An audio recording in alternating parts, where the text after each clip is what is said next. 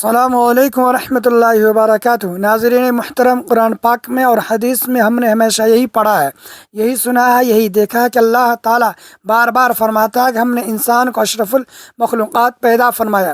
تو کیا آپ نے کبھی سوچا کہ جب اللہ تعالیٰ نے انسان کو اشرف المخلوقات پیدا فرمایا تو کیا اسے دنیا میں پیدا کر کے بے یار و مددگار چھوڑ سکتا ہے؟ نہیں، کبھی بھی نہیں۔ اللہ تعالیٰ نے ہمیں 7 روحانی ہتھیار دیے ہیں دشمنوں سے بچنے کے لیے، دشمنوں سے مقابلہ کرنے کے لیے، لیکن ہم ان کو استعمال ہی نہیں کرتے۔ سب سے پہلا روحانی ہتھیار یہ ہے کہ ناظرین محترم، اکثر ہم یہ شکایت کرتے ہیں کہ زندگی، جنگیں بہت سخت ہو گئی ہیں، دل کمزور ہے اور حالات بار بار ہمیں شکست دے رہے ہیں، لیکن ہم یہ سوال نہیں کرتے کہ ہم کس ہتھیار سے جنگ لڑ رہے ہیں۔ یاد رکھیے، جو شخص میدان جنگ میں بغیر ہتھیار اترے وہ دشمن سے ہار ہی جاتا ہے۔ شکست اس لیے نہیں ہوتی کہ دشمن طاقتور ہے، شکست اس لیے ہوتی ہے کہ ہم نے وہ طاقت استعمال ہی نہیں کی جو اللہ نے ہمیں پہلے ہی عطا کر دی ہے۔ اللہ نے مومن کو بے سہارا نہیں چھوڑا، نہ ہی اسے خالی ہاتھ میدان میں اتارا ہے، بلکہ اسے ایسے روحانی ہتھیار دیے ہیں جو نظر تو نہیں آتے مگر ان کی تاثیر فولاد سے زیادہ مضبوط ہے۔ مسئلہ یہ نہیں کہ ہمارے پاس ہتھیار نہیں ہے، مسئلہ یہ ہے کہ ہم نے انہیں استعمال کرنا چھوڑ دیا ہے۔ جب ہتھیار جنگ آلود ہو جائے تو دشمن کو حملہ کرنے کے لیے زیادہ محنت نہیں کرنی پڑتی۔ اللہ نے ہمیں 7 ایسے روحانی ہتھیار دیے ہیں جو اگر صحیح طریقے سے استعمال ہو تو دشمن جو کل ہمیں ظاہر کر رہا تھا آج خود پسپا ہو جاتا ہے۔ یہ 7 روحانی ہتھیار کسی خاص طبقے کے لیے نہیں ہے، یہ ہر اس شخص کے لیے ہے جو اللہ پر ایمان رکھتا ہے۔ یہ ہتھیار ہمیں سکھاتے ہیں کہ جنگ صرف حالات سے نہیں ہوتی، جنگ دل، سوچ اور نیت کے اندر بھی لڑی جاتی ہے۔ جب آپ ان 7 روحانی ہتھیاروں کو پہچان کر شوق کے ساتھ استعمال کرنا شروع کر دیتے ہیں تو بازی پلٹ جاتی ہے۔ یہ ویڈیو اسی حقیقت کو یاد دلانے کے لیے کہ اگر ہم اللہ کے دیے ہوئے ان 7 ہتھیاروں کو استعمال کریں تو ہم ہر جنگ ہارنے کے نہیں، جیتنے کے لیے لڑ سکتے ہیں۔ پہلا روحانی ہتھیار اللہ کا نام اور توحید کی قوت پہلا اور سب سے مضبوط روحانی ہتھیار ہے جو مومن کو عطا کیا گیا ہے، مگر ہم اکثر اسے صرف زبان تک محدود رکھتے ہیں، زندگی میں نافذ نہیں کرتے۔ جب انسان یہ مان لیتا ہے کہ اختیار، طاقت اور فیصلہ صرف اللہ کے ہاتھ میں ہے تو پھر خوف، دباؤ اور کمزوری خود بخود اپنی گرفت کھو دیتی ہے۔ توحید کا مطلب صرف یہ نہیں کہ اللہ ایک ہے، بلکہ یقین بھی ہے کہ نفع و نقصان، عزت و ذلت، ترقی اور رکاوٹ سب اسی کے حکم سے ہے۔ یہی یقین انسان کو اندر سے مضبوط بناتا ہے۔ زندگی کی جنگیں صرف شیطان سے نہیں ہوتی، کبھی آپ کا دشمن وہ ہمسایہ بن جاتا ہے جو حسد میں مبتلا ہے، کبھی وہ شخص جو آپ کے کاروبار میں رکاوٹیں کھڑی کرتا ہے، کبھی وہ ساتھی جو آپ کی محنت کی کریڈٹ کو خود لے لیتا ہے، اور کبھی وہ لوگ جو آپ کی عزت کو کردار پر حملہ کرتے ہیں۔ ایسے حالات میں اگر انسان لوگوں کی طاقت، سازش یا زبان سے ڈرنے لگے تو وہ کمزور پڑ جاتا ہے، لیکن جب اللہ کا نام دل میں زندہ ہو، جب توحید سوچ کا حصہ بن جائے تو انسان کسی مخلوق سے مرعوب نہیں ہوتا۔ اللہ کا اسماء حسنہ دل کو یہ یاد دلاتے ہیں کہ میرا رب سمیع بھی ہے، علیم بھی ہے، قوی بھی ہے اور عدل کرنے والا بھی ہے۔ جب کوئی آپ پر ظلم کرے تو اللہ کا نام آپ کو صبر اور حکمت دیتا ہے۔ جب کوئی کاروبار میں نقصان پہنچانے کی کوشش کرے تو اللہ کا نام آپ کو حوصلہ اور یقین دیتا ہے۔ جب کوئی آپ کے خلاف بولے تو توحید آپ کو یہ طاقت دیتی ہے کہ آپ رد عمل کے بجائے وقار کے ساتھ کھڑے رہے۔ یہ روحانی ہتھیار ہمیں سکھاتا ہے کہ اصل طاقت شور میں نہیں ہے، تعلق میں ہے۔ جو شخص اللہ کے نام پر کھڑا ہو جائے اسے گرانا آسان نہیں ہوتا۔ توحید انسان کو ہمت دیتی ہے کہ وہ دشمن کے سامنے نہیں جھکتا بلکہ اللہ پر بھروسہ رکھ کر میدان میں ثابت قدم رہتا ہے، اور یہی ثابت قدمی آخر کار فتح میں بدل جاتی ہے۔ دوسرا روحانی ہتھیار قرآن محترم ناظرین، قرآن دوسرا عظیم روحانی ہتھیار ہے جو اللہ تعالیٰ نے ہمیں عطا کیا، مگر ہم سے اکثر اسے صرف تلاوت تک محدود رکھتے ہیں، زندگی کے فیصلوں اور جنگوں میں استعمال نہیں کرتے۔ قرآن صرف پڑھنے کی کتاب نہیں، یہ سوچ کو درست کرنے، دل کو مضبوط کرنے اور راستہ واضح کرنے کے آلہ ہے۔ جب انسان کی سوچ کمزور ہو جائے، جب ذہن میں شکوک، مایوسی یا الجھن پیدا ہو، تو قرآن وہ روحانی ہتھیار ہے جو باطل خیالات کاٹ کر الگ کر دیتا، حق کو نمایاں کر دیتا۔ زندگی میں دشمن ہمیشہ کھلے حملے کی صورت میں نہیں آتا، کبھی دشمن وہ ہمسایہ بن جاتا ہے جو دل میں حسد رکھتا ہے، کبھی وہ شخص جو باتوں میں زہر گھول کر تعلقات خراب کرتا ہے، کبھی وہ کاروباری ساتھی جو چالاکی سے نقصان پہنچانا چاہتا ہے، اور کبھی وہ ماحول جو انسان کو غلط سمت میں دھکیل دیتا ہے۔ ایسے میں اصل جنگ ہاتھوں سے نہیں، سوچ سے لڑی جاتی ہے۔ اگر سوچ کمزور ہو جائے تو انسان خود ہی غلط فیصلے کرنے لگتا ہے۔ قرآن اسی جگہ ایک مضبوط ڈھال بن جاتا ہے۔ قرآن انسان کے دل کو یہ یاد دلاتا ہے کہ حق کیا ہے اور باطل کیا ہے۔ جب کوئی آپ کی عزت پر حملہ کرے تو قرآن آپ کو صبر اور حکمت کا راستہ دکھاتا ہے۔ جب کاروبار میں رکاوٹ آئے تو قرآن یقین دلاتا ہے رزق اللہ کے ہاتھ میں ہے۔ جب لوگ بدگمانی پھیلائیں تو قرآن دل کو ثابت رکھتا ہے کہ سچ آخر کار غالب آتا ہے۔ جو آیات دل میں محفوظ ہوتی ہیں وہی شکل وقت میں انسان کو سنبھالتی ہے۔ یہ روحانی ہتھیار ہمیں جذبات کے بجائے ہدایت پر چلنا سکھاتا ہے۔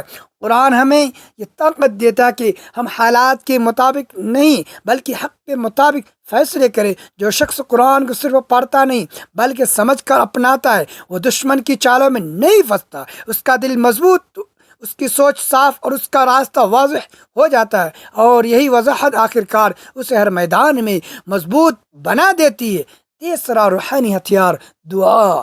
دعا سب سے طاقتور روحانی ہتھیار ہے جو اللہ نے مومن کو عطا کیا ہے، مگر ہم اکثر اسے آخری آپشن سمجھ لیتے ہیں، حالانکہ دعا اصل میں پہلی دفاعی لائن ہے۔ دعا اللہ سے تعلق کو مضبوط کرتی ہے اور انسان کو احساس دلاتی ہے کہ وہ اس جنگ میں اکیلا نہیں ہے۔ جب دل بے چین ہو، جب ذہن میں دباؤ ہو اور فیصلے مشکل محسوس ہو تو دعا ہی وہ روحانی ہتھیار ہے جو اضطراب کو سکون میں بدل دیتا ہے اور انسان کو صحیح سمت دکھاتا ہے۔ زندگی میں دشمن صرف وہ نہیں جو سامنے کھڑا ہو بلکہ وہ حالات بھی دشمن بن جاتے ہیں جو انسان کو جلد بازی، غصے یا مایوسی کی طرف دھکیل دیتے ہیں۔ کبھی دفتر میں کوئی ساتھی آپ کے خلاف ماحول بنا دیتا ہے، کبھی خاندان میں کوئی رشتہ دل کو زخمی کر دیتا ہے، کبھی کاروبار میں ایسا موڑ آ جاتا ہے جہاں ہر راستہ بند دکھائی دیتا ہے۔ ایسے لمحوں میں اگر انسان صرف اپنی عقل اور جذبات پر بھروسہ کرے تو وہ غلط قدم اٹھا بیٹھتا ہے۔ ناظرین محترم، دعا انسان کو رد عمل سے نکال کر تدبر کی طرف لے جاتی ہے۔ دعا کا فائدہ یہ نہیں کہ حالات فوراً بدل جائیں بلکہ اصل فائدہ یہ ہے کہ انسان خود بدل جاتا ہے۔ دعا کے ذریعے دل کو یہ طاقت ملتی ہے کہ وہ خوف کے بجائے بھروسہ چنے، گھبراہٹ کے بجائے صبر اختیار کرے اور جلد بازی کے بجائے حکمت سے کام لے۔ جب کوئی آپ کی عزت کے در پر ہو تو دعا آپ کو خاموشی کی طاقت دیتی ہے۔ جب رزق میں رکاوٹ آئے تو دعا کی یقین دلاتی ہے دینے والا اللہ ہے، انسان نہیں۔ یہ روحانی ہتھیار انسان کو حالات کے سامنے جھکنے کی بجائے اللہ کے سامنے جھکنا سکھاتا ہے۔ دعا انسان کو توکل کا سلیقہ سکھاتی ہے جہاں فیصلے جذبات سے نہیں بلکہ اللہ کی رضا سے جڑے ہوتے ہیں۔ جو شخص دعا کو معمول بنا لیتا ہے وہ طوفان میں بھی اپنے قدموں پر قائم رہتا ہے، کیونکہ اس کا سہارا حالات نہیں بلکہ اللہ ہوتا ہے۔ چوتھا روحانی ہتھیار اطاعت الہی۔ چوتھا وہ طاقت وہ روحانی ہتھیار ہے جسے ہم اکثر کم اہم سمجھتے ہیں، حالانکہ یہی بنیاد جس پر حفاظت، عزت اور برکت قائم ہوتی ہے۔ اللہ اور رسول اللہ صلی اللہ علیہ وسلم کی اطاعت صرف عبادت تک محدود نہیں بلکہ زندگی کے ہر فیصلے، ہر رویے اور ہر قدم میں ظاہر ہوتی ہے۔ جب انسان اطاعت کا انتخاب بنا لیتا ہے تو وہ خود ہی اپنی روحانی طاقت کو کمزور کر لیتا ہے، کیونکہ جزوی اطاعت انسان کی ایک غیر واضح اور غیر محفوظ حالات میں لا کھڑا کرتی ہے۔ زندگی میں بہت سی جنگیں اس وقت شروع ہوتی ہے جب انسان جانتے بوجھتے حق کے برخلاف چلتا ہے، کبھی کاروبار میں ناجائز راستہ آسان لگنے لگتا ہے، کبھی کسی ہمسائے کے ساتھ ناانصافی معلوم محسوس ہوتی ہے، کبھی دفتر میں جھوٹ یا سازش کو دقت کا فائدہ سمجھ لیا جاتا ہے۔ یہی وہ لمحات ہیں جہاں اطاعت یا نافرمانی کے انتخاب انسان کے مستقبل کا رخ طے کرتا ہے۔ جو شخص اطاعت چھوڑ دیتا ہے وہ خود کو دشمن کے لیے کھلا چھوڑ دیتا ہے، چاہے وہ دشمن کوئی فرد ہو یا کوئی نقصان دینے والا حالات۔ اطاعت الہی انسان کے اندر ایک ایسا نظم پیدا کرتی ہے جو اسے حد سے تجاوز کرنے سے روکتی ہے۔ جب کوئی آپ کی عزت آزمانے کی کوشش کرے تو اطاعت آپ کو مضبوط اور وقار سکھاتی ہے۔ جب کاروبار میں دباؤ آئے تو اطاعت آپ کو حرام سے بچا کر حلال پر قائم رکھتی ہے۔ جب رشتوں میں آزمائش آئے تو اطاعت آپ کو عدل اور صبر پر جمع دیتی ہے۔ یہی وہ مقام ہے جہاں ایمان کمزور نہیں بلکہ مضبوط ہوتا ہے۔ یہ روحانی ہتھیار ہمیں یہ حقیقت سمجھتا ہے کہ اطاعت پابندی نہیں بلکہ تحفظ ہے۔ مکمل اطاعت انسان کو اللہ کی مدد کے دائرے میں لے آتی ہے، جہاں زندگی میں برکت پیدا ہوتی ہے، فیصلوں میں سکون آتا ہے۔ جو شخص اطاعت کو اپنی طاقت بنا لیتا ہے وہ وقت کے فائدے کے لیے اپنے اصول نہیں چھوڑتا، اور یہی استقامت بالآخر اس سے ہر جنگ میں مضبوط اور محفوظ بنا دیتی ہے۔ پانچواں روحانی ہتھیار ایمان پانچواں روحانی ہتھیار ہے، اور یہ صرف ایک جذباتی اور عارضی احساس نہیں بلکہ دل اور عقل کو مستحکم یقین ہے۔ یہ وہ طاقت ہے جو انسان کو حالات کے بوجھ تلے دبنے نہیں دیتی بلکہ اللہ کے وعدوں کو سامنے رکھ کر ثابت قدم رہنے کی ہمت دیتی ہے۔ ایمان انسان کے اندر سکون اور تسلسل پیدا کرتا ہے، چاہے ماحول کی شدت کتنی زیادہ کیوں نہ ہو۔ زندگی کی جنگ صرف ظاہری چیلنج سے نہیں ہوتی، کبھی دشمن و کاروباری رکاوٹ بن جاتا ہے جو آپ کی محنت کا پھل چاہتا ہے، کبھی وہ ہمسایہ جو حسد کی نظر سے آپ کی عزت کو ٹھیس پہنچاتا ہے، اور کبھی وہ کوئی رشتہ دار یا ساتھی جو چھوٹے معاملات میں سازش کر کے آپ کی پوزیشن کمزور کرنے کی کوشش کرتا ہے۔ ایسے لمحات میں اگر انسان ایمان کے بغیر صرف محسوسات یا خوف پر عمل کرے تو آسانی سے شکست کھا جاتا ہے۔ ایمان انسان کی طاقت دیتا ہے کہ وہ ظاہری حالات کے بجائے اللہ کے وعدوں پر بھروسہ کرے۔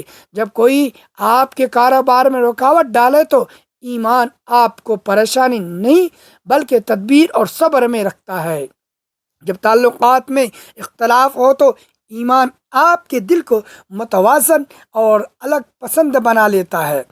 جب خطرہ یا ناپسندیدہ حالات آئے تو ایمان انسان کو ڈر کے بجائے حوصلے سے آگے بڑھنے کی ہمت دیتا ہے۔ یہ روحانی ہتھیار ہمیں یاد دلاتا ہے کہ زندگی میں حقیقی فتح صرف اسی کو حاصل ہوتی ہے جو دل سے اللہ پر یقین رکھتا ہے۔ ایمان انسان کو حالات کے خوف سے آزاد کرتا ہے اور ہر آزمائش میں اس کے قدم جمائے رکھتا ہے۔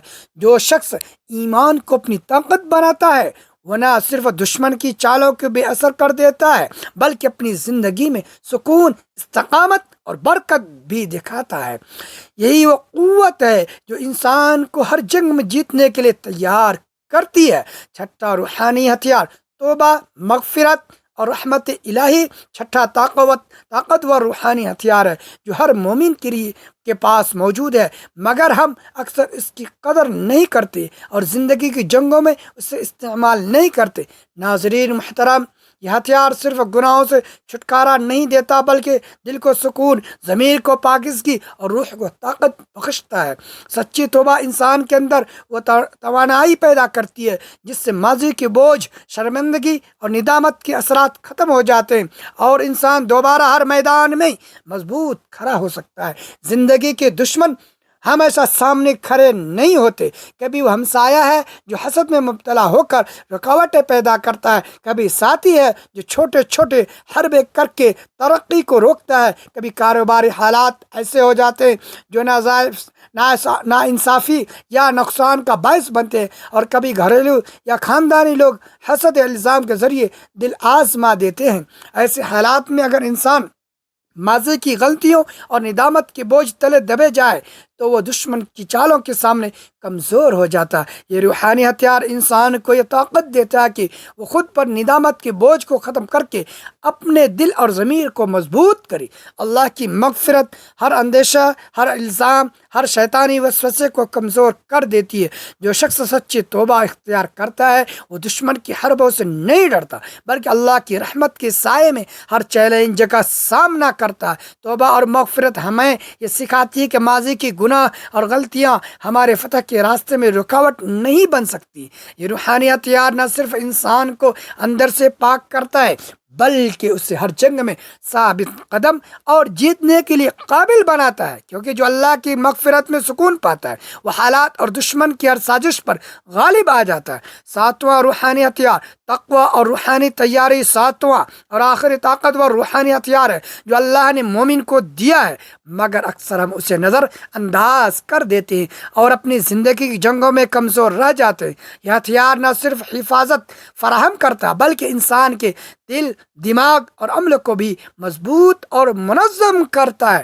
تقوی مطلب صرف خوف یا روک تھام نہیں، بلکہ اللہ کی رضا میں زندگی گزارنا، ہر عمل میں سچائی، صبر، شکر اور حلال و حرام کی پابندی شامل کرنا ہے۔ یہی اصول انسان کو ہر موقع پر مستحکم اور ثابت قدم بناتے ہیں۔ زندگی کے دشمن ہمیشہ شیطان یا ظاہری حملے نہیں ہوتے، کبھی دشمن وہ ہمسایہ ہوتا ہے جو حسد سے چھوٹی بڑی رکاوٹیں پیدا کرتا ہے، کبھی وہ کاروباری حریف ہے جو ہر موقع پر نقصان پہنچانے کی کوشش کرتا ہے، کبھی کوئی ساتھی ہے جو حسد کی نیت سے آپ کی ترقی کو روکتا ہے، اور کبھی وہ حالات ہیں جو انسان کے اندر شک اور اضطراب پیدا کرتے ہیں۔ ایسے میں اگر انسان روحانی تیاری کے بغیر آگے بڑھے تو آسانی سے ہر مشکل میں کمزور ہو جاتا ہے۔ ناظرین محترم، تقوی اور روحانی تیاری انسان کو یہ طاقت دیتے ہیں کہ ہر حملے کے سامنے حوصلہ اور ہمت کے ساتھ کھڑا رہے۔